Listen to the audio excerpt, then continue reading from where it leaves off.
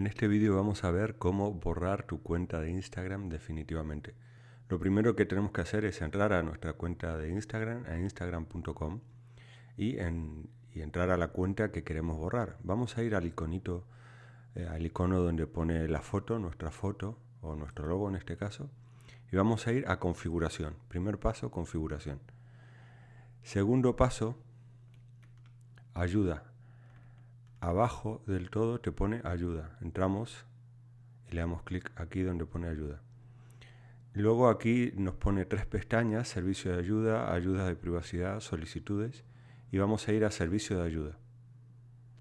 Y aquí ya nos aparecen varias cosas, por ejemplo, funciones de Instagram, administra tu cuenta, privacidad, seguridad y denuncia. Vamos a ir a administra tu cuenta y a eliminar tu cuenta.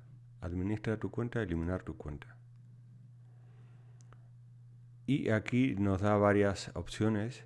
¿Qué tengo que hacer para desactivar mi cuenta? ¿Cómo elimino mi cuenta? ¿Cómo accedo a mis datos o servicios? Queremos eliminarla. Aquí de nuevo no te la quieren borrar ni para atrás.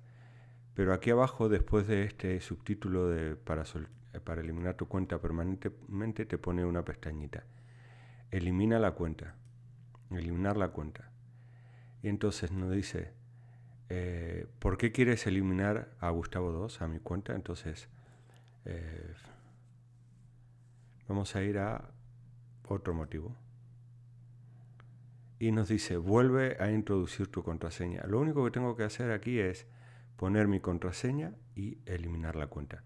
Y así es como se elimina una cuenta de Instagram para siempre. Bueno, espero que te haya servido el vídeo. Si es así, dale un me gusta al vídeo. Si aún no eres suscriptor del canal, te invito a suscribirte ahora mismo y nos vemos en el próximo vídeo del canal.